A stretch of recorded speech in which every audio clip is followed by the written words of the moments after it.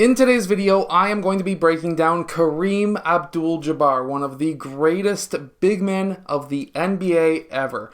Let's get down. Let's check out some of his moves, what made him so great, and some of the tactics and tips that he used that you can use as well. Let's get down. Let's check him out. Okay, so this first move, when he does get that ball, he takes a quick dribble with his right hand like if he's about to spin towards that key. From there, he's able to hop off and does his patented hook shot. Now, what is a little thing that he did here that made it so special and why I'm mentioning it? Well, first off, when he does this hop, watch his right foot. It hops off, and then it actually is the last and first foot, so that now he has almost like a zero step to be able to push him faster towards that left side, or towards his right now because he's turned around, and he's able to get that hook shot off. Something else that he does, which you probably can't do anymore unless the referees are blind, is if you watch his off arm, he actually goes over top of the shoulder of that defender, which basically made it impossible to block that shot. We also see here that he does a hook shot very similar. He uses the offhand to protect it. In this case, this defender now is no longer playing basically on top of him, and what they're trying to do now is to give him space because, again, very hard to be able to block a hook shot. It's even harder when that player knows how to do it, and he's able to get his elbow so that now it's basically protecting him from getting blocked. Now, back then, they didn't exactly contest the shot because they were really worried about that elbow nailing them in the face.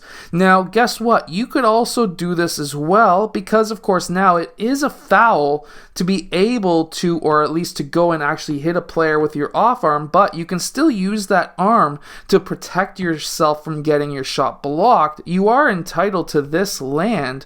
However, if you were to do a hook shot and you were to lead with the elbow first, and let's say you did connect once or twice with that defender, even though you're getting that foul call against you, it's an offensive foul, it's going to teach that defender not to try and block your shot.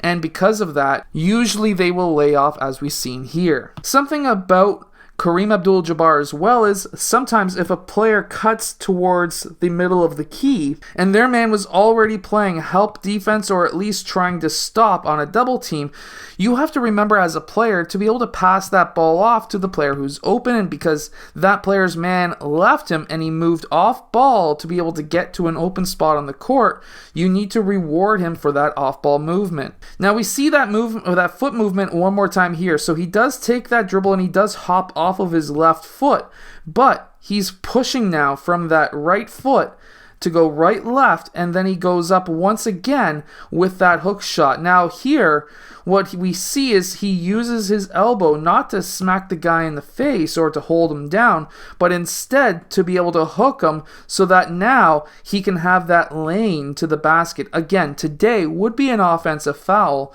if the referee was to see it.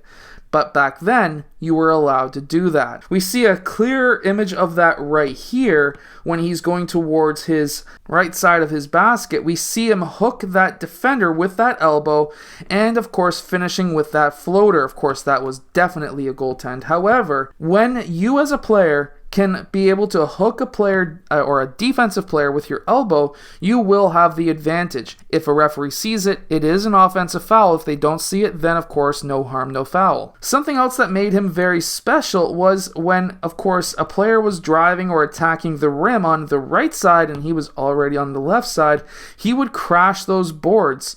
And because of that, he would try and, of course, tip it at first. Sometimes it'll go in, other times he would grab it with two hands and go up strong.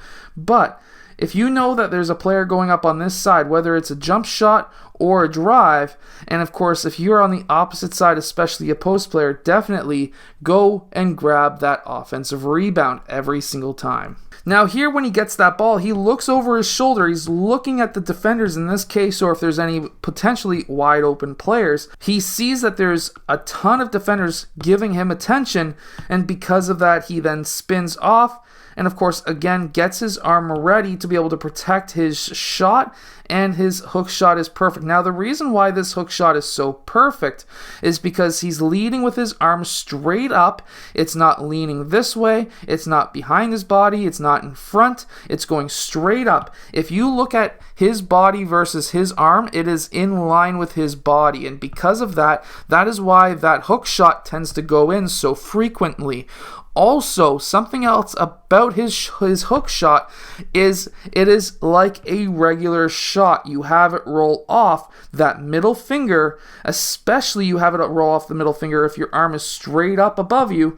That will allow you to hit that shot almost every single time. We can really see a very good example of that right here, where that forearm is straight up and down. Here he does have it extended slightly out away from his body, but still by going off that middle finger, and we can see that right there, we can see that middle finger, even though it's blurry, and it'll be blurrier after I edit it.